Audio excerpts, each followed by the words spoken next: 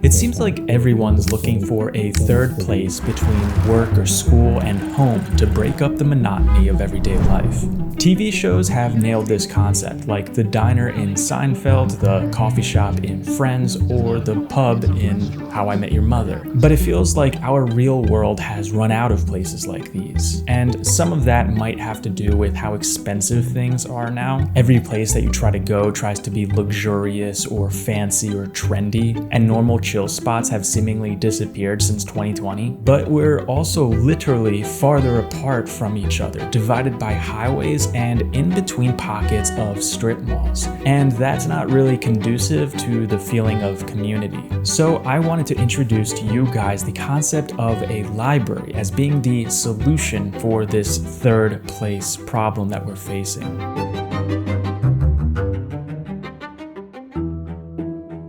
I've advocated for the library before, but in a different way, as a replacement to your subscription services. And I briefly, towards the end of that video, touched on this idea of the third place. Little did I know how big of an impact that part of the video had to a tremendous amount of you, and I wanted to expand on that.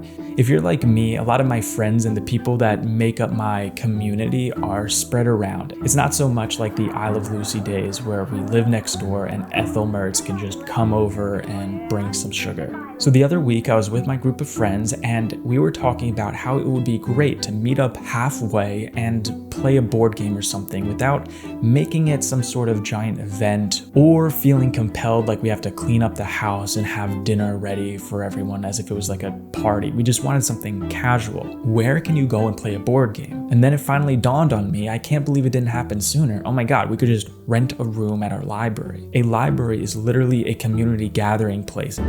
Back when I had Netflix, I watched this documentary series about blue zones around the world. And blue zones are specific pockets around the world that have a higher rate of people that live over 100 years old. And what's interesting about blue zones is that diet and exercise, of course, those are very important, but they eat different things and they exercise in different ways. But the third thing, the one that all blue zones had in common, was the sense of place, a sense of community around these individuals. People that live to be over 100 years old disproportionately have an amazing community built around them. And so in a world where we're increasingly farther apart from each other, isolated by technology and the suburbanization of our society, where everything is either secluded or feels exclusive as if you have to join some monthly insiders club for a fee, we need places that aren't directly marketing and advertising to us for monetary gain.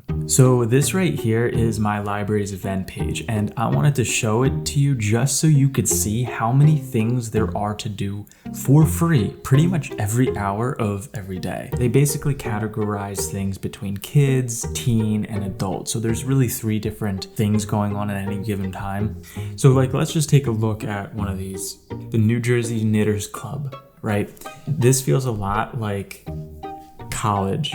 This feels like a lot like college, where there's different clubs that you could just join at school, but now you can for adults. There's book clubs, there's history lessons. And I think the kids are the real lucky ones. Like growing up, I remember doing the summer book club at my local library where you got some sort of prize at the end for reading a certain amount of books. And I get it, maybe some of these events aren't your cup of tea. Maybe you don't want to be in a knitting class, but there's other things that your library enables you to do. Now, being a member of your library, which is free, allows you to do just so many other things. The things that you could access in your library go beyond the things that I even mentioned in that video, things that I didn't even know you can have. People left comments on that video that their library has 3D printing labs. How cool is that? Some of the pushback that I got in my previous video is that, oh, my library doesn't seem to offer this services. Well, you know what? Your library probably offers things that my library doesn't. So while somebody else's library might have 3D printing, mine has a seed exchange. And what is a seed exchange?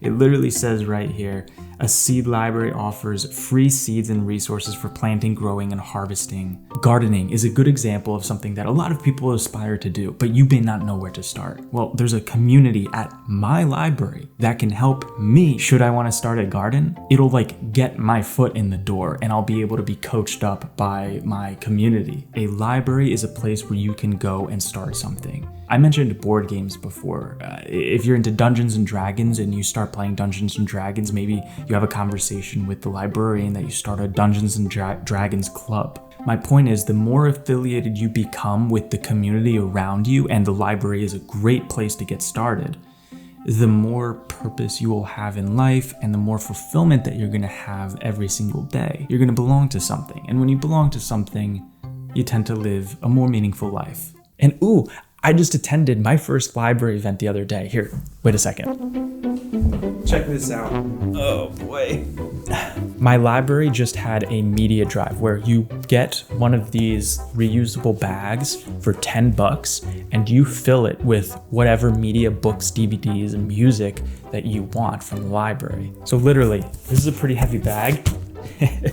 I filled it. There's probably 35 DVDs in here.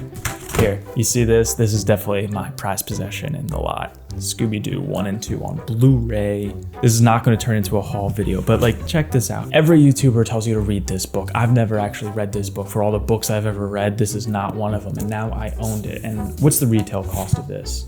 This is $27. I paid $10 for the entire bag, and this was included in it. They've had a couple of these media drives before, and what I do is I get a bunch of these DVDs and I fill out a CD binder with 400 slots in them, and I create my own library of owned media. So now I have access to pretty much any movie I want, and I don't have to hope that streaming services are carrying it. If you're curious how I built up this physical media library and got off of streaming services, I actually made a video about that, which you can watch right here. And on your way out, please hit that like button. Cheers. Ooh, that's another third place, the bar and Cheers.